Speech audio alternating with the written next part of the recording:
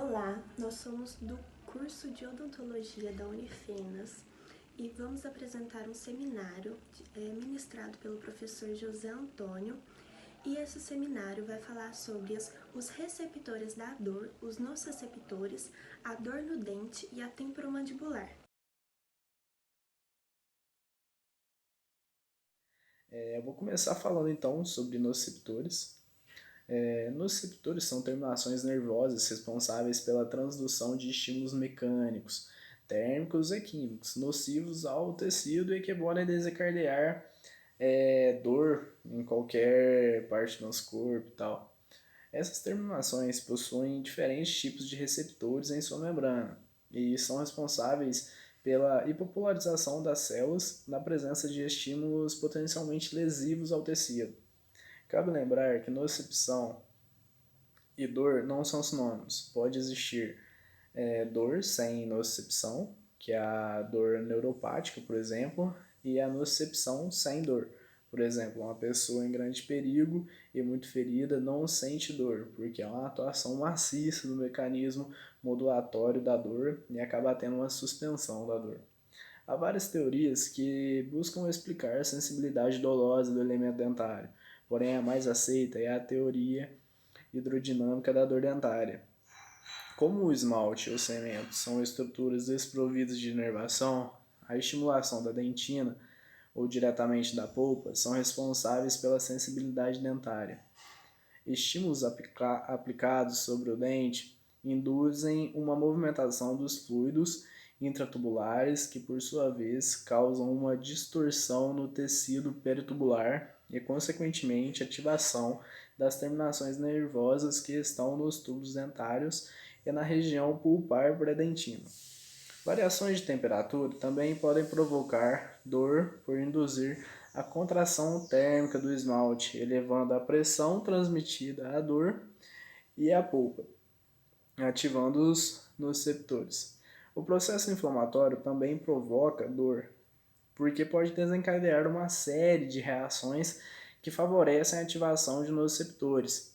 Vários mediadores químicos são liberados, aumentando a estabilidade dos nociceptores, ocorrendo uma vasodilatação das arteríolas que irrigam a polpa, aumentando a pressão hidrostática do interior do dente e comprimindo os vasos que drenam a polpa. A polpa dentária é uma estrutura somática profunda com características viscerais, e esta é uma razão que favorece o fenômeno de dor referida. As adjacências ou a distância são fenômenos secundários que acompanham a dor, como a hiperalausia secundária, normalmente ampliam a dor dolosa e dificultam a localização do foco algógeno da dor. Além disso, uma manifestação dolosa pode ocorrer nos dentes, estando, porém, sua origem localizada em outra estrutura do organismo, né? Já são conhecidas algumas causas desse tipo de dor, que são problemas psicogênicos, enxaquecas, sinusite, alterações cardiovasculares, nefralgias faciais, disfunções na ETM e muitos outros. Muitos trabalhos na literatura relatam que a dor de dente pode ser difusa e de difícil localização, além de proporcionar o fenômeno da dor referida. As adjacências, ou a distância do local afetado, e que características da dor, tal como ansiedade,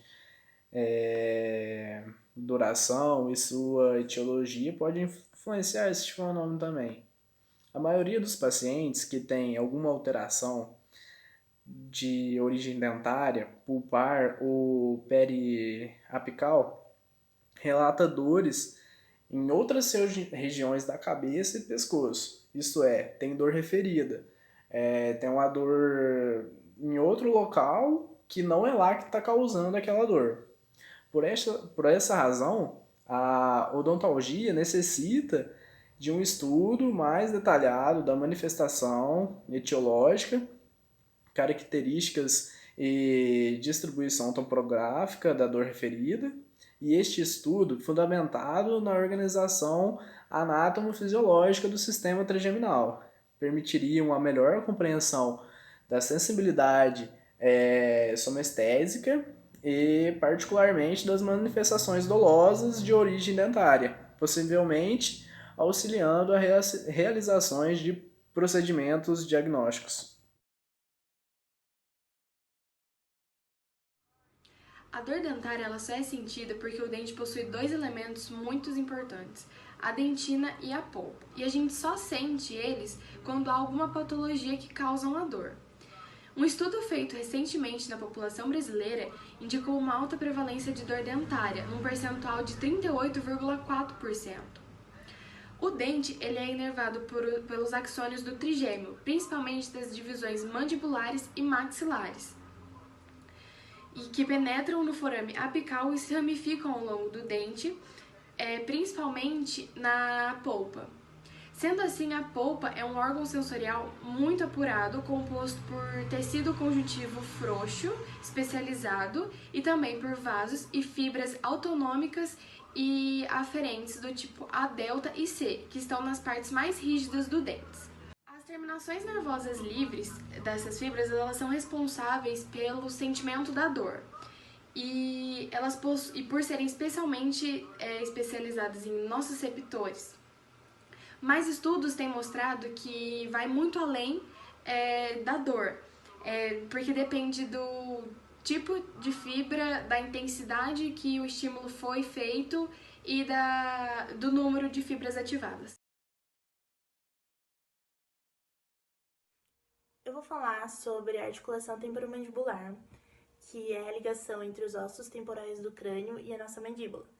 Ela é inervada pelo nervo mandibular e composta por músculos, tendões e ligamentos que seguram essa estrutura e realizam os movimentos de protrusão, retrusão, lateralidade, abertura e fechamento da mandíbula. Porém, toda essa estrutura ela pode vir a desenvolver os chamados distúrbios temporomandibulares, que também são conhecidos como os distúrbios da TM, e são muito comuns entre mulheres de 20 anos e homens de 40 a 50 anos. Estes problemas incluem, então, as articulações, os músculos da mastigação ou o tecido fibroso lateral chamado fáscia. As pessoas que têm esses problemas, elas podem ter muita dor de cabeça, extrema sensibilidade nos músculos da mastigação, dores de ouvido e até escutar estalos na articulação. Neste caso, o médico ou o cirurgião dentista, ele pode diagnosticar isso a partir de um exame físico ou usando um exame de imagem, né, que seria uma radiografia. E normalmente o tratamento envolve o uso da placa de mordida e o uso de analgésicos para aliviar a dor.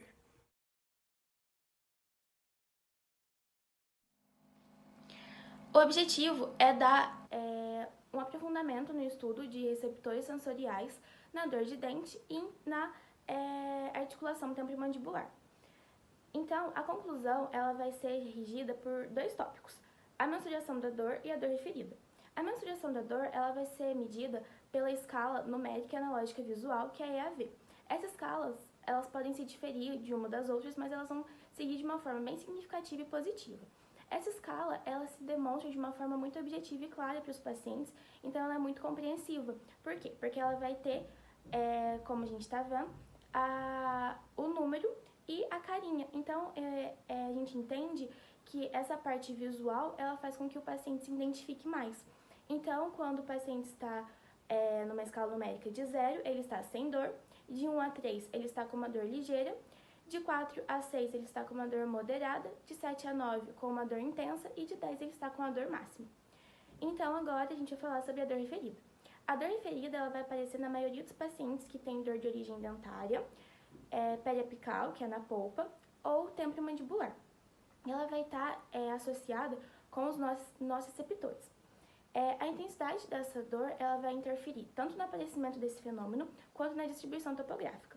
E a gente entende também que a distribuição dessa na região de cabeça e pescoço ela vai estar ligada com o estado do estágio pulpar.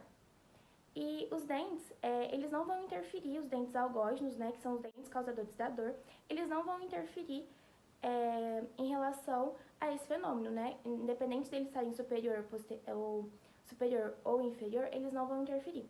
Porém, essa dor ferida ela é mais encontrada nos grupos dos molares superiores. Bom, e a gente também entende que a dor ferida ela pode ser consequência tanto da arquitetura quanto da organização funcional do sistema trigeminal. Então, ele pode ter uma grande convergência de referentes nociceptivos, a somação temporal e espacial e a sensibilização central e medulação da dor. E a gente também sabe que essa dor ferida, ela vai ter padrão. E o padrão mais encontrado é o padrão de dispersão vertical.